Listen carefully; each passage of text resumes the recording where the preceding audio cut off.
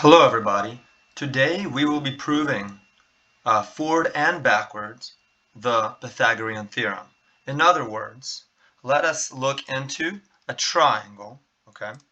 So a triangle such as this, let's say, so these are, again, it doesn't, initially we assume there's a right triangle, and we have to prove that the sides are in relation of the legs, the sum of their squares, a squared plus b squared, equals to the hypotenuse squared.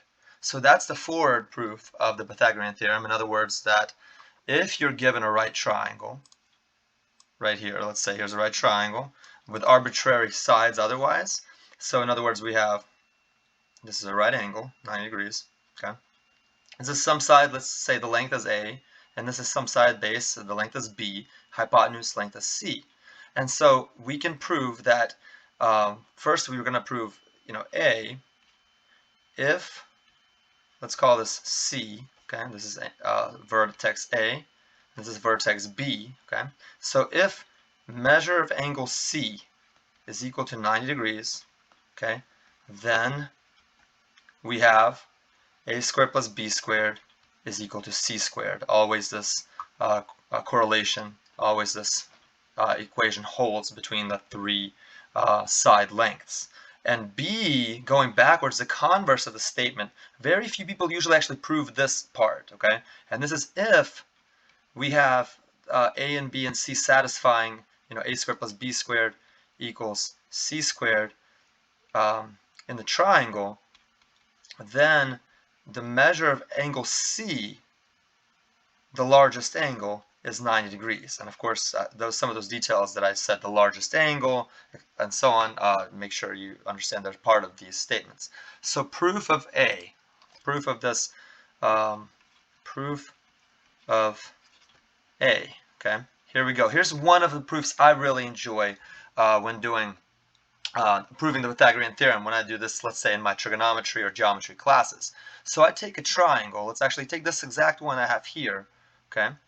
Well, let's do this. 1 second. Let me take that, copy, paste, and here we are. Let me take this, draw a little thing here, and then that would be the, let's say this triangle is all kind of in that color. I'm going to put it together. So I'm going to group it. Okay, and so now I can move the whole thing around. Okay, I'm going to copy it. Here's what's going to happen, right? And let's actually draw a right angle there. And so now let me crop it. Actually, this is, let's say this is, yeah, so let me crop this now. Okay, so then I have the right angle there as well. And so maybe you can even see a little bit of how I use this OneNote. Here's this OneNote software for Windows. To do some of these manipulations to whenever you're teaching a class online or whatever you're going to do or doing a lecture. Anyway, so here we are. I'm going to copy and paste, and then what I'm going to do here is I'm going to do 4 of them. Okay, and let me rotate these quite a bit. So rotate 90 degrees, and then let's rotate these. This one right here. Let's rotate it more. 90 90. Okay, so let's rotate it 90 90. And then this one, let's say rotate it backwards. So in other words, I want to have all the rotations, the 360 rotations, 90 degrees, 4 of those. So let's do this. Now what I'm going to do is, ready? I'm going to put these together. So these are all still the same triangle, right? They're congruent to each other, just little different locations. I want to mention one thing, again, that didn't really work out, the cropping of that, line. But look, what I want to mention is, this is going to be here. What I want to mention, okay, is that remember the following. Remember that the triangle, right? This is okay. So these are all right triangles, and what I was going to say is that this is. So we're gonna rotate. Okay, so they're congruent. Okay, what I like to do is basically say this. There are triangles that are similar, okay? Like they have the same shape, maybe different sizes, right? It can be the same size, different sizes. There are the same angles though, right? And they don't have to be in the same kind of way they're coordinated in the way they look or positioned. Now, What about congruent triangles? Well, they have the same size and shape, but they still are not necessarily in the same location. So then I say, hey, there's something called same triangles. Same triangles is exactly when one is in the position of the other. Basically the same triangle. Okay, and there's only one such, but you know, we can talk about the same triangle, the similar triangles, the congruent. So those are 3 words versus just 2. Okay, so that's an idea that I want to bring in also. It's kind of sometimes interesting for me to remember that. Okay, and I know some Russian mathematicians usually say that there's such a thing as same triangles, which is kind of a different in itself idea. Let me move this around. Okay, so what I'm doing here, look, I'm putting these right triangles, or trying to, together like this, okay? And the right angles, again, I didn't crop it well, but let's see. So apparently that didn't work. But let's see. So this is going here. This right angle here is right here. Okay. And then this right here, let's just kind of take the whole thing for now. Okay, that's good at least. Copy the whole thing. Okay, let's do that. Okay. So what am I doing? I take that, nothing too special, right? Besides, where does this go? That goes up there. Right. Besides, I take 4 triangles, and look, I kind of, looks like a weird, like a big old square, right? Kind of, right? And so here's the idea. And this is just a, I just rotated a triangle. This is A. This is the side B right here, right? This is right angle. This is side C. And this is going to be side A, and this is going to be side B. They're congruent, right? Side C. This is really the same triangle, just rotated. You saw me do that. This is C, and this is going to be C. This is going to be B. This is going to be A. This is going to be B. This is going to be A. Now look, what's cool is, let's look at areas, okay? Before that, let me kind of explain something here. So let's say this is angle, remember, this is angle, what is it? This is angle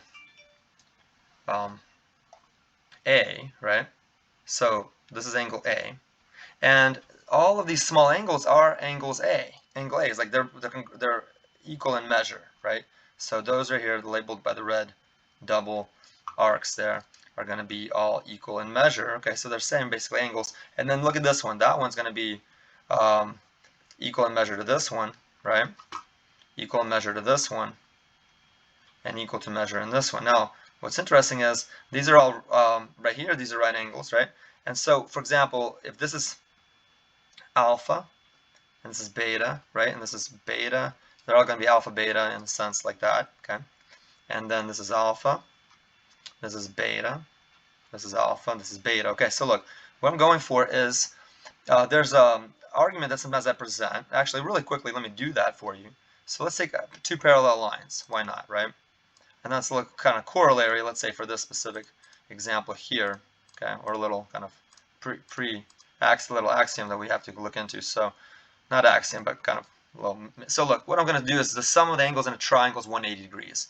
All right, look, we have a triangle. Let me actually say it this way. The direction of proof would be, so let's say that's not there. Okay. What happens is you have a triangle, right? And so none of this is there, right? Now look what I'm going to do. Here's a triangle. And let's say you're like, oh, okay, here's a triangle. Okay, great. Let me extend this of the base, kind of let me extend it, right? And let me also extend these sides to, basically lines. So all of these, right, like that, okay? And then this one also. So now what we're going to do is we draw another one of those, and we're going to do the postulate where we can draw a line through a point, a parallel line through the point that's parallel to this line, right? That's what we did. That's a big axiom, sometimes very questionable actually in geometry. So what we do now is, look, these are, okay, and there's ways to show this, but look, there are this angle and this one, right? What are they? They are equal in measure because they are alternate interior angles. And what about this one and that one? Well, they're alternate interior also. Okay, this one may be some other angle, right? So let's call this alpha. Let's call this actually beta. Let's call that alpha, the smaller one. That's going to be beta. That's going to be alpha also. And let's say that's gamma. So like, look at this straight angle right here, right there. That's just a line, right? And so we know alpha plus beta plus gamma form that is a straight angle now, which is 180 degrees. But also that's the sum of the angles of the triangle. And that was an arbitrary triangle, right? Sum of angles in basically any, okay, triangle. Cool, right? And so we've proven that. And really, that was a very general way to approach it. So that's a little on the side, okay? Corollary, let's say, on the side here. Yep. Let's call it that. Okay. So now look, let's go back to our example where we're talking about the sum of angles. Why did I do that? Because if we alpha, beta, and the 90 degrees, right, is going to equal to what is it? We're going to have alpha plus beta, right, plus 90 degrees is going to equal to, of course, that 180 degrees. It's, every triangle there, those the ones we started with actually, is going to satisfy that, just like we just proved on the right side. So alpha plus beta is always equal to 90 degrees, right? And also you see this angle right here. Let's call this angle gamma, right? Gamma is also, right, going to be 90. Why? Because also alpha plus beta plus gamma is a straight angle, so equals 90 degrees. And so we've showed that that gamma is equal to 90 degrees minus, 180 degrees. Sorry, 180, right? 180 here also, right? The straight line. So 180 degrees, and this is 180 degrees minus alpha plus beta, which we have shown that's a 90 degrees. So that's equal to 90 degrees altogether. Okay, so gamma is 90, and all of these are going to be 90. This is then what? A rectangle at most, at the least a rectangle, and also the sides are all CCC. This is a square. So eventually, we've shown that, so we have our inside shape with sides C of length C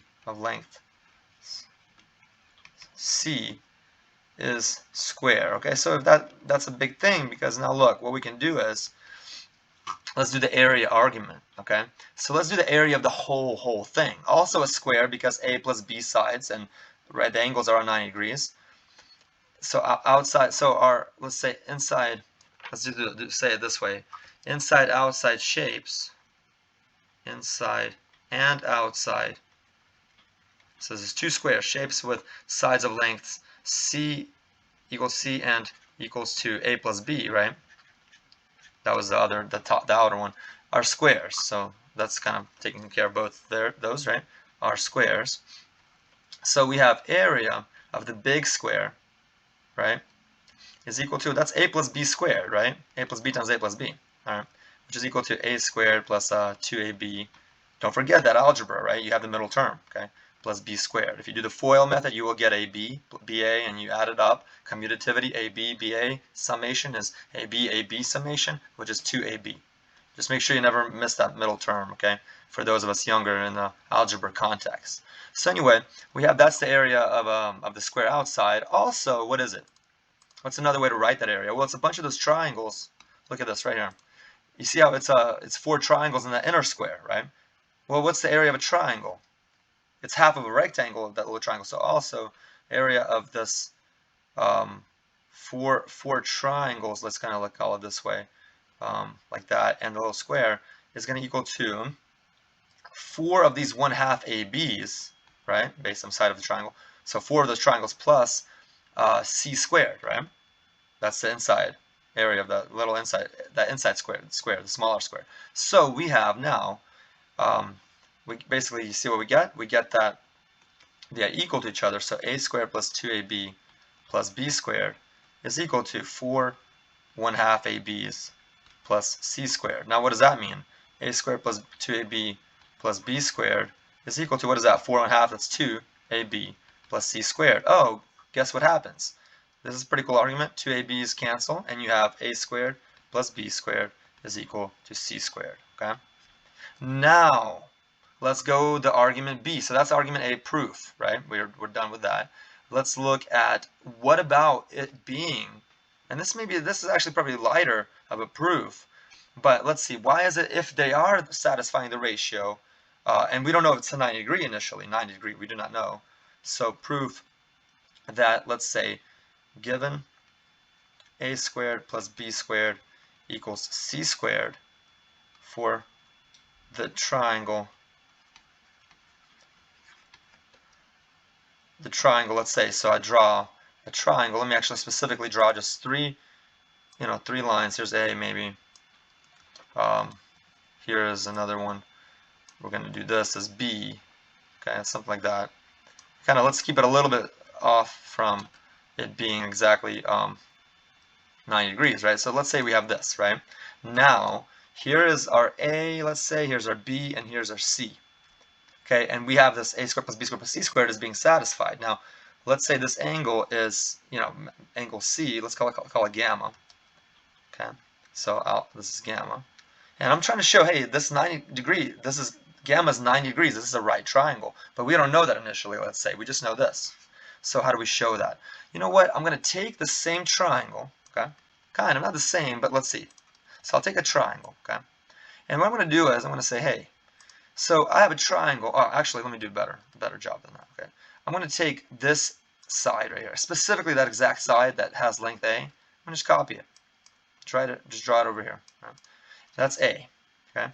And then I'm going to draw B, take B, okay? Right here, the side B, but I'm going to make this a right angle. So this is going to be B, but now make it, so you listen to me, this argument, this video is, right? It's not that I'm not writing it, right? So let me kind of write that too. And then I draw a shape, I draw that right there, right? That shape, and let's call this D, okay? All right, let's call that, so it's a side D, we don't know what it is yet, okay? Now, so what I did is I kind of, step A, I take, copy A and B and place them at 90-degree angles, so perpendicular to each other, perpendicular to each other at vertex, let's call this D, okay? Vertex D of, let's just call this triangle, let's just call like A prime, B prime, because again this was A, this was C, and this was B, right? So A prime of triangle, A prime, B prime, D, after